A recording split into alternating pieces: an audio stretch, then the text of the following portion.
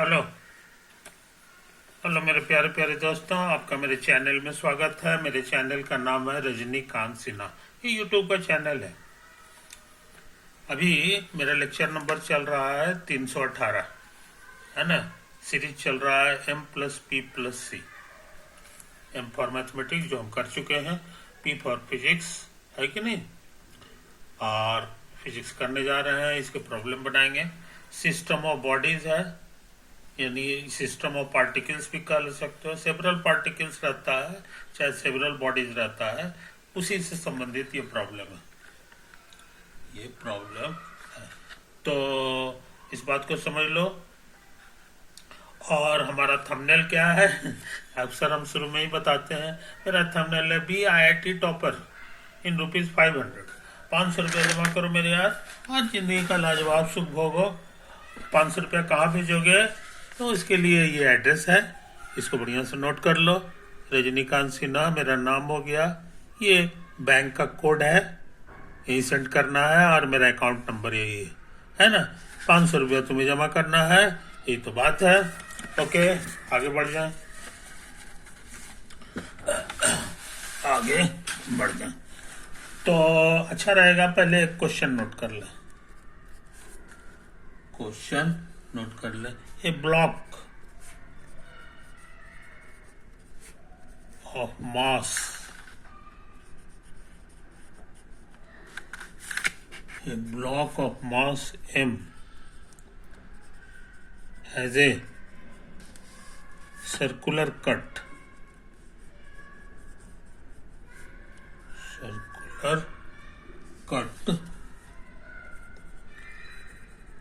with a frictionless, समझे।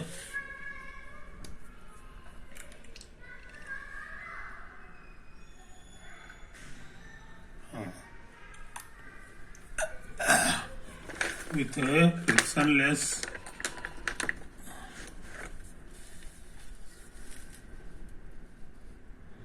surface as shown in the figure, as shown in the figure। Figure में दिखाया गया है उस तरह से। तो फिगर का फोटो हम बना लेते हैं यहाँ पर।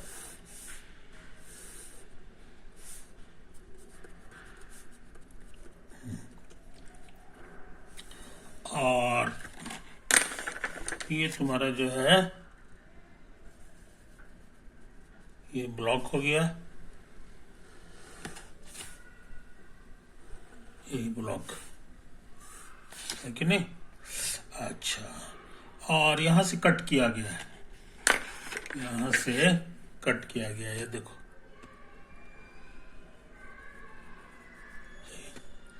इसको आगे बढ़ाओगे ऐसे ऐसे, ये हिस्सा जो है कट किया गया है, सर्कुलर कट यही है, इतना है। फोटो में भी बना दिया है। दूरी क्या क्या है ये लिखा हुआ है। ये दूरी तुम्हारा R है, रेडियस, और ये भी R कहलाएगा। ये फोटो तो दिया है कि नहीं।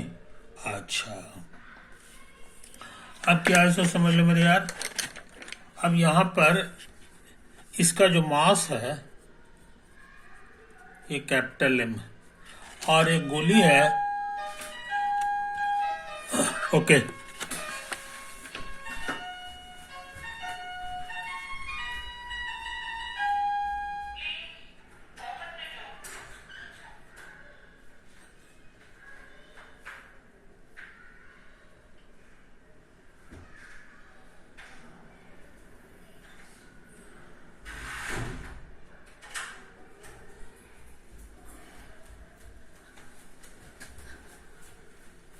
हेलो हेलो मेरे दोस्त, हम ये फोटो बना चुके हैं, है कि नहीं।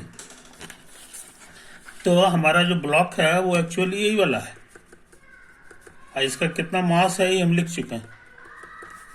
अच्छा, अब एक और गोला है यहाँ पर, इसका मास लिखा हुआ है M, मास लिखा हुआ है। अच्छा, और ये चीज समझ लो, ये सारा सरफेस जो है स्मूथ है। स्मूथ का मतलब हो गया फ्रिक्शनलेस। फ्रिक्शनलेस यानी कोई भी फ्रिक्शन फोर्स नहीं लग रहा है, ये चीज है। अच्छा, और ये भी फ्रिक्शनलेस है। ये जो नया सरफेस बना है लाल वाला, ये भी फ्रिक्शनलेस है। फ्रिक्शनलेस है कि नहीं, ये चीज। इसका मास तो हम लिख ही दिए हैं। तो ऐसे ऐसे करते करते करते करते अंत में ये जो है बाहर निकल आता है। और ये जो पोजीशन है, इसी का नाम है x बराबर 0 यानी कह लो ओरिजिन। अच्छा, अब क्वेश्चन में कुछ और बात लिखा है।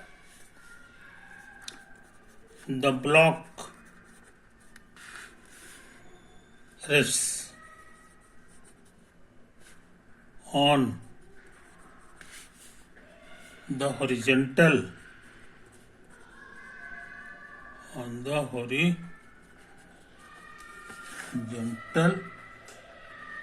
frictionless surface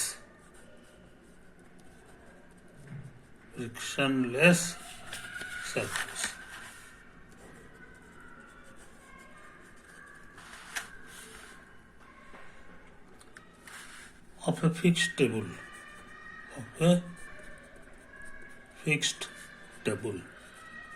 है ना। यही वाला तुम्हारा फिक्स्ड टेबल है। फिक्स्ड टेबल है कि नहीं। हाँ, अब तुम्हारा कॉमन सेंस कि ये जो गोला गिरेगा, है कि नहीं, ससर के ऐसे ऐसे आते हैं, अब अंत में इधर बाहर से निकल आएगा। यही तो है। तो क्या ये रुका हुआ रहेगा? ये रुका हुआ नहीं रहेगा। एक्चुअली ये भी इधर भागेगा, ये इधर भागेगा तो इधर भागेगा। इसको इसको तुमने महसूस किया है, इसको तुमने महसूस किया होगा। कहाँ? नदी में, है ना, या तालाब में। मान लो कि कोई नाव है ना, तो नाव पे जो है चल करके तुम देखो, समझे कि नहीं। नाव के ऊपर चलोगे तो क्या होगा कि नाव, तुम इधर भाग रहे हो तो नाव जो है तुम्हारा इधर भागेगा। इसको देखना है तो तुमको नहीं पता चलेगा। कोई दूसरा लड़का जो बाहर में जमीन पे बैठा हुआ है, वो देखेगा तो लगेगा कि तुम इधर भाग रहे हो और तुम्हारा नाव इधर भाग रहा है, समझे। तो ऐसा होता है। तो वही हाल इसका भी है। इसका भी है, ये भी घसकेगा, ये एक्चुअली इधर भागेगा, ये तो तुम्हारा इधर की ओर भाग रहा है। इसका भागने का रास्ता इधर है, ऐसे ऐसे, और अंत में इधर से बाहर से निकल के गिर जाएगा। अब सुनो कहानी। Initially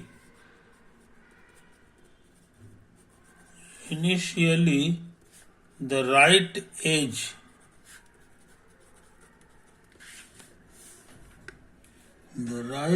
edge of the block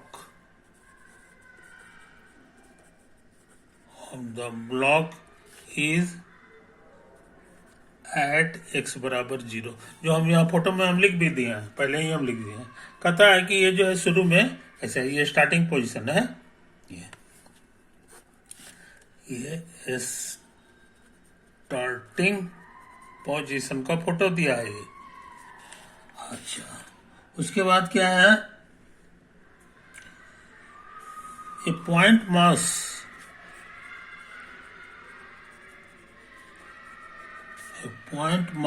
m is released from rest,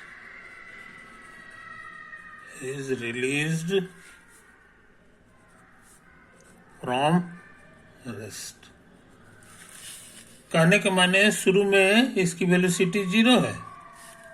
ये शुरू का फोटो है, अभी ये 0 है। धीरे से हाथ से पकड़ के छोड़ देना है। उसी को कहता है कि वेलोसिटी इसका 0 हो गया, या कहेगा फ्रॉम रेस्ट।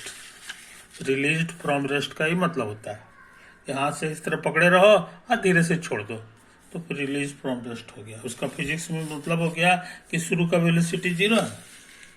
अच्छा, released, the point mass is released from the rest at the topmost at the topmost point of the path. Point of the path. And it slides down.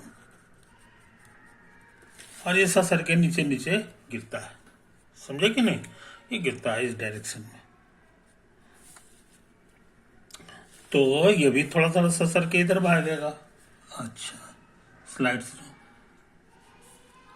when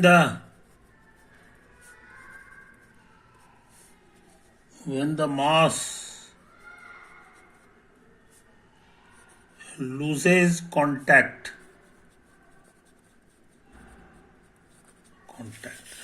ये इसमें सटा हुआ है, तो यहाँ पर आने के बाद जो है इस दूर भाग जाएगा। तो उसी को अंग्रेजी में कहता है लूजेज कॉन्टैक्ट। ये जो सटा हुआ था ये कॉन्टैक्ट हो जाएगा विद द ब्लॉक से जो है ना। ये मेरा ब्लॉक है, ये ब्लॉक है और ये मेरा पॉइंट मास। छोटा साइज का मास है, कंकड़ की तरह कुछ मान लो।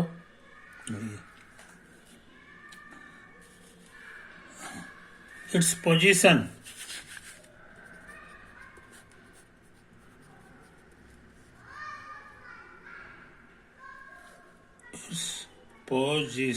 Is x. नहीं समझे? छूटने के बाद समझे, ये फाइनल पोजीशन है, फाइनल पोजीशन का फोटो है। तो उसका फोटो यहाँ नहीं बनाया, खाली एक ही फोटो बना दिया। यानी कि ये जब घसक के यहाँ आ जाएगा तो ये भी घसक के कहीं इधर आ जाएगा, है कि नहीं? कोई चीज तो कितना दूर ये इधर आ गया। It's position is when the mass a point mass is released from rest at the topmost point of the path as shown in the shown and it slides down, और नीचे ससरता है। when the mass loses contact with the block से जिस समय ये दूर हटता है उस समय its position is x। समझे कि नहीं? its position is x and the velocity is v, and the velocity is v। आई बात समझ में? velocity is v at that instant।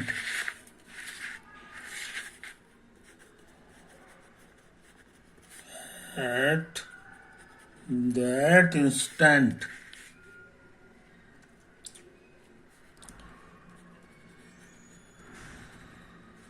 which of the following options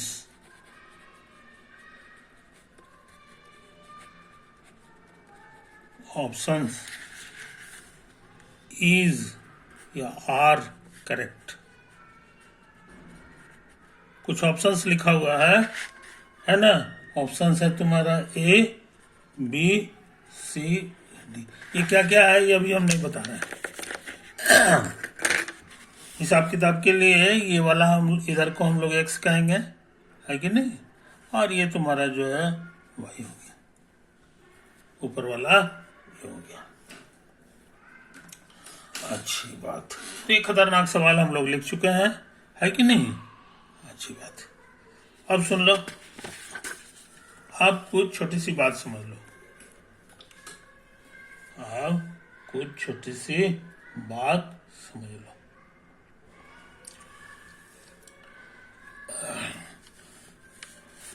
तुमको ये जो चैप्टर है ये सिस्टम ऑफ बॉडीज के लिए है।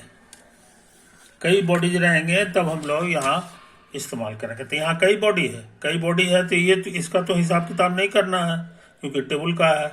असली इसका करना है और इसका करना है ना? छोटा एम और बड़ा एम, यही दोनों का हिसाब करना है कि नहीं? तो तुमको ये फॉर्मूला याद होना चाहिए, ये फॉर्मूला याद होना चाहिए कि m टाइम्स वेलोसिटी ऑफ छोटा mass plus capital M of velocity of बड़ा मास।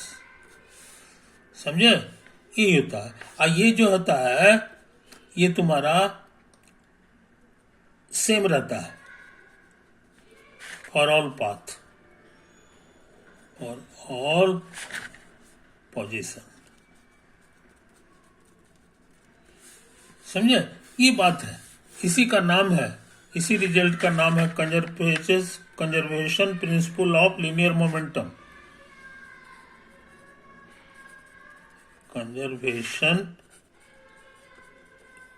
Principle of linear momentum. Linear momentum माने m इंटू v, ये मास हो गया, ये उसकी वेलोसिटी हो गई। लेकिन समझदार लोग सावधान रहते हैं। Conservation principle of linear momentum जो है आमतौर से कई शर्तों के साथ लागू होता है। कई शर्तों के साथ लागू होता है। पहला शर्त यह है कि कई बॉडी होना चाहिए, है कि नहीं? तो यहाँ सच में 2 बॉडी है, एगो छोटा m वाला है, एगो बड़ा m वाला है कि नहीं? दूसरा शर्त यह है कि एक खास डायरेक्शन में लगाना चाहिए, in a fixed direction, in a fixed direction along which there is no net force, no net external forces। समझे? ये शर्त का पालन होना बहुत जरूरी है, तभी आप जो है ये सही आंसर देगा, नहीं तो गलत आंसर दे देगा। तो इस केस में हमको देखना होगा कि फोर्स हमारे हैं कहाँ कहाँ। तो एक तो ग्रेविटी लगा रहा है, धरती लगाएगा नीचे की ओर, तो एक फोर्स हमारा ऐसे हो गया, ग्रेविटी लगा रहा है कि नहीं? अच्छा, और अगर थोड़ा सा मान लो कि नीचे आ गया तो ये सटा हुआ है इसके साथ, तो ये धक्का मारेगा। तो धक्का जो मारता है, कौन मारेगा धक्का? ये बड़ा वाला ब्लॉक किस पे मारेगा? छोटा वाला गेंदा पर। उसी तरह छोटा वाला गेंदा बड़ा वाला ब्लॉक पर भी धक्का मारेगा। और ये दोनों इक्वल एंड अपोजिट होता है न्यूटन थर्ड लॉ के अनुसार। तो नेट फोर्स निकालने में जो है प्लस माइनस होकर कैंसिल हो जाता है। इसीलिए यहाँ पर नेट फोर्स खाली नहीं लिखा हुआ, no net external force, internal force एक दूसरे को खत्म कर देता है। तो यहाँ वही तमाशा है। हाँ, अगर ये फ्रिक्शन लेस नहीं रहता तो एक फोर्स और लगता, फ्रिक्शन इस डायरेक्शन में लगता, इधर जाता तो इधर की ओर लग जाता, है कि नहीं? लेकिन हमको उसकी चिंता नहीं करना है, क्योंकि क्वेश्चन में लिख दिया है कि फ्रिक्शन लेस है, बहुत चिकना है, तो फ्रिक्शन उक्शन नहीं लगने वाला है कि नहीं? तो एक्सटर्नल फोर्स वो कहलाएगा फ्रिक्शन वाला, उसका हिसाब करना पड़ता है। समझे कि नहीं? लेकिन खुशी की बात है, क्वेश्चन आसान है, फ्रिक्शन लेस लिख दिया है, इसलिए उसकी चिंता नहीं करना। एक ही फोर्स हमको मिल रहा है और इस पे कोई फोर्स नहीं लग रहा है। एक कहोगे कि और लग रहा है, वो ये जो टेबल है, वो ये बड़ा वाला ब्लॉक को धक्का मारेगा ऊपर की ओर, तो वो एक और इधर लग गया, 2 फोर्स लगा, है कि नहीं? यही तो, और कोई फोर्स नहीं लगा रहा है, कोई खींच खांच नहीं कर रहा है इधर उधर। अच्छा, ये जो है यहाँ पर तुमको जो है देखना होगा, तुमको एक डायरेक्शन चूज करना है जिधर नेट फोर्स 0 हो जाए। अभी मान लो कि ये ज्यादा है, ये कम है, तब तो काम गड़बड़ा जाएगा। ये 0 नहीं होने वाला है इस डायरेक्शन में। कहोगे कि नहीं ये डायरेक्शन लगा दीजिए, ये डायरेक्शन में निकाल दीजिए, तो इसका टुकड़ा जो है इतना बड़ा आ जाएगा और इसका टुकड़ा तुम्हारा इधर आ जाएगा। इस बार भी जोड़ने पे 0 नहीं आने वाला है। तो कहोगे कि ऐसा कीजिए कि ये वाला ले लीजिए, ये डायरेक्शन ले लीजिए, तो इसका टुकड़ा इधर जो है 0 हो गया। इसका टुकड़ा भी इस डायरेक्शन में 0 हो गया, तो टोटल जो है 0 हो गया, इसलिए ये डायरेक्शन चलेगा। ये डायरेक्शन में हम लोग ये फॉर्मूला लगा सकते हैं। आई बात समझ में? यही तो है। इस डायरेक्शन का नाम क्या है, ये हमारे क्वेश्चन में लिख दिया है, वो है एक्स। ये एक्स एक्सिस के डायरेक्शन में हम लोग ये फॉर्मूला लगा रहे हैं।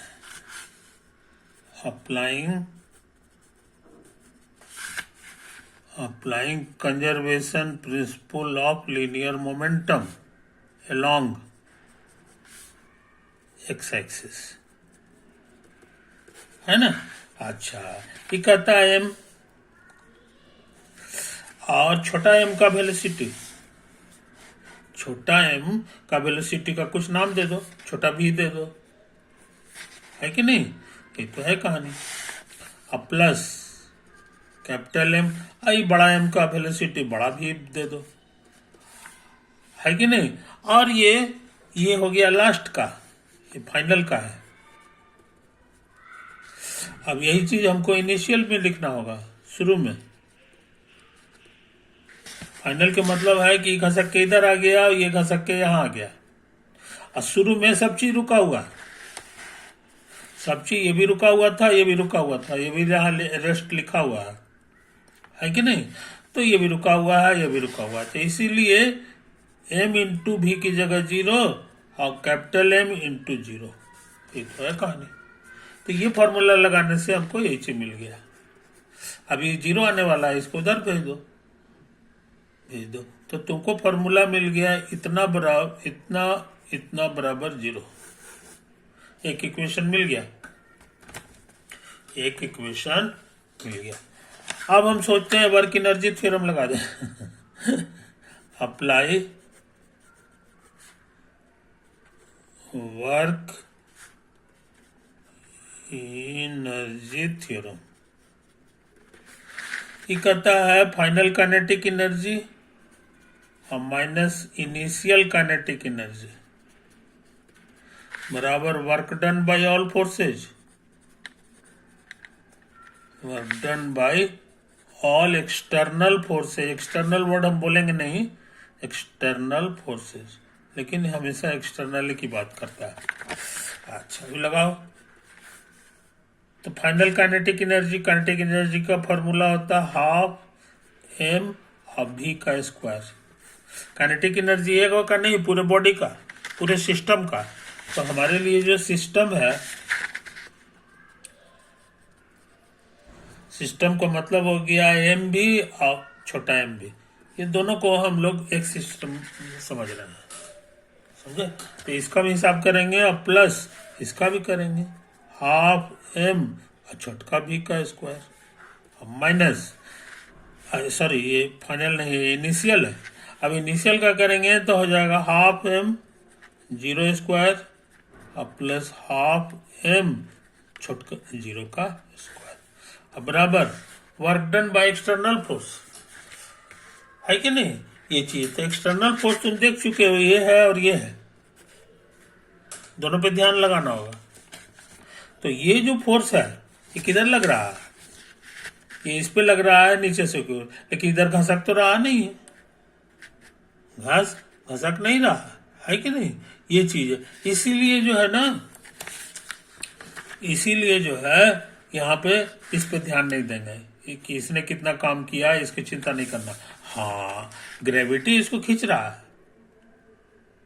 सच पूछो तो यहाँ पर एक फोर्स और लग रहा है, और वो है इसका, इसके कारण जो ग्रेविटी है, तो वो इसको काट देगा। ये जितना ऊपर लग रहा है उतना ही नीचे लग रहा है, इसीलिए जो है ये कट जाता है। हाँ, खाली ये वाला लगेगा, ये छोटका एम के कारण है। तो छोटका एम के कारण जो फोर्स लगता है वो mg लिखाता है, ग्रेविटी लगा रहा है कि नहीं? और डिस्प्लेसमेंट ये घसक रहा है इधर की ओर, तो इसका जो इस डायरेक्शन में डिस्प्लेसमेंट है वो r है। ये तो हो गया, तुम्हारा इक्वेशन तैयार हो गया। हाफ एम भी स्क्वायर प्लस हाफ छोटका एम भी स्क्वायर अब बराबर mgr। आई बात समझ में? अब हम सोच रहे हैं कि भी और बड़का भी और छोटका भी दोनों निकाल दें। तो तो इसमें क्या बुद्धि लगा रहा है सो समझ लो। हाफ एम बड़का भी का वैल्यू सोचते हैं यहाँ से भर दें, ये उधर आएगा इधर आएगा, तो हमको लगता है minus M V by capital M, M V by capital M का होल स्क्वायर और प्लस हाफ एम भी स्क्वायर। अब इसमें कॉमन आ रहा है हाफ भी और भी स्क्वायर भी, कट छट के दे दिया M square by capital M, एगो कटेगा एगो बचेगा एम, इसमें भी एम कॉमन आ रहा है हाफ एम और 1 प्लस इतना और भी स्क्वायर, देखो समझ में ये तो है। तो हमको लगता है यहाँ पर आ गया, ये उधर आ गया, तो भी स्क्वायर तुम्हारा हो गया एम जी आर बाई इतना बड़ा चीज,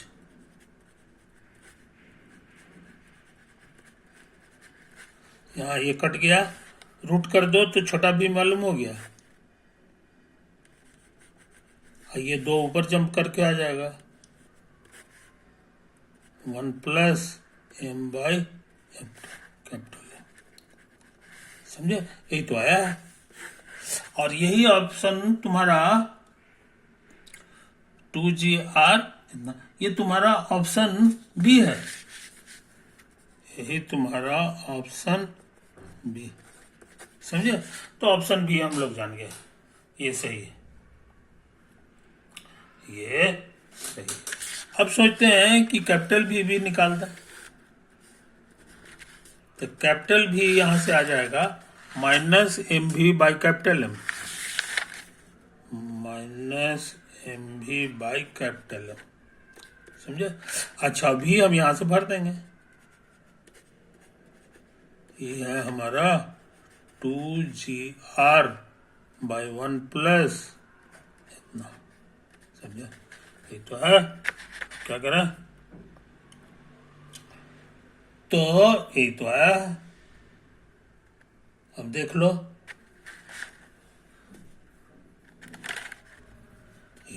इसमें जो है बस छोड़ दें यहीं पे, है ना।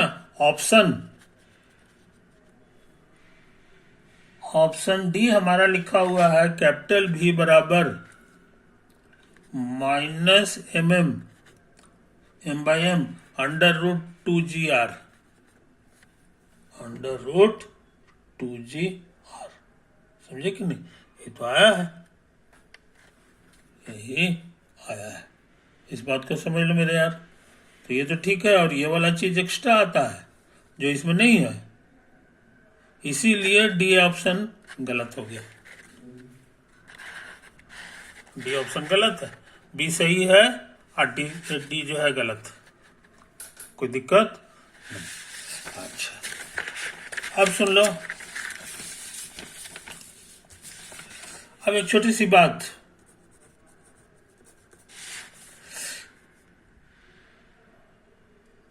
when conservation principle of linear momentum is applied, then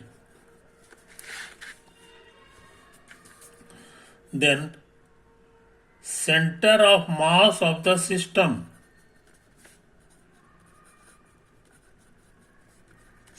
is unchanged। भाई वो समझ में, वो चेंज नहीं करता है, चेंज नहीं करता है, ये चीज समझ लो। जैसे तुमको अभी सिखाए कि नाव के ऊपर जो है कोई आदमी दौड़ेगा, है ना, दाहिने तरफ दौड़ेगा, तो नाव जो है बाईं तरफ हो सकता है, इसलिए हो सकता है ताकि वो आदमी और नाव का जो सेंटर ऑफ मास है पूरे सिस्टम का, वो जस का तस रहे। दाहिने तरफ थोड़ा बढ़ा दिया तो ये बाएं तरफ थोड़ा बढ़ा देता है, ये चीज समझ लो। इसको ऐसे भी समझ सकते हो, एक CM का फॉर्मूला होता है M गुना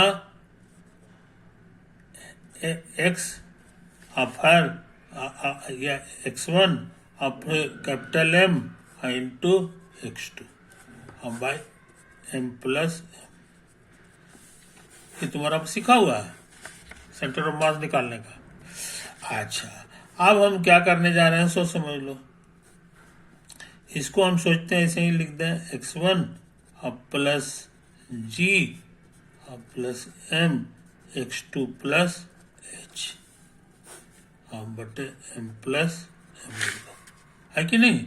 ये तो है कहानी। लेकिन कहो कि ये फालतू हो गया, ये फालतू हो गया, तो हम ये मान के चल रहे हैं कि ये 0 है। mg अब प्लस mh के बराबर 0 है, तब हम ऐसा लिखने में कोई हर्ज नहीं है। ये इशारा करता है कि सेंटर ऑफ मास कब नहीं बदलेगा, जब ये वाला चीज तुम्हारा 0 हो जाए। यानी x1 में जितना चेंज आया है और m2 में जितना चेंज आया है उसको जोड़ दो गुना करके, अब वो 0 आना चाहिए, है कि नहीं। तो तुम्हारे क्वेश्चन में conservation principle of linear momentum लगा है कि नहीं। ये देखो यहाँ लगा हुआ, ये इशारा करता है कि ये फॉर्मूला हम लगा सकते हैं। ये कहता है m Guna displacement of x plus capital M Guna displacement of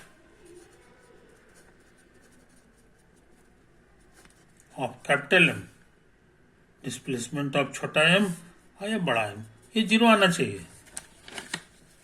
समझे, ये तो है कहानी। तो आप समझो कहानी यहां से। इसीलिए डिस्प्लेसमेंट ऑफ m, छोटा m का फॉर्मूला हो जाएगा minus m/m Guna displacement of capital M। ये चीज समझ लो। कोई एक ठो मालूम रहेगा तो तुम्हारा काम चलेगा, एक ठो मालूम हो जाएगा तो तुम्हारा दूसरा भी निकल जाएगा। बात समझे, ये चीज। और दूसरे में चिन्ह का फर्क आएगा, एगो का देखो यहाँ प्लस है तो इधर ही माइनस है। ये इशारा करता है कि एगो दाहिने घसकेगा तो एगो बाएं घसकेगा। तो यहाँ छोटा मास जो तुम्हारा m है तो दाहिने घसक रहा है, ये देखो ये जो है तुम्हारा दाहिने की तरफ भागेगा, तो ये वाला तुम्हारा बाएं की तरफ भागेगा। ये कितना भाग रहा है ये भी हमको मालूम नहीं है, और ये कितना भाग रहा है ये भी नहीं है। तो कोई एगो भी मालूम होगा तो दूसरा मालूम हो जाएगा। समझे। समय ज्यादा हो गया मेरे यार, इसलिए इस वीडियो को हम लोग यहीं समाप्त करें, है कि नहीं। ये चीज है। अभी कुछ ऑप्शंस हमारे देखना बाकी है। अभी हम लोग पता लगाए सी सही है और डी गलत, समझे कि नहीं। सी नहीं, बी सही है। अच्छा खैर जो हो, ये हम लोग निकाल चुके। ओवर।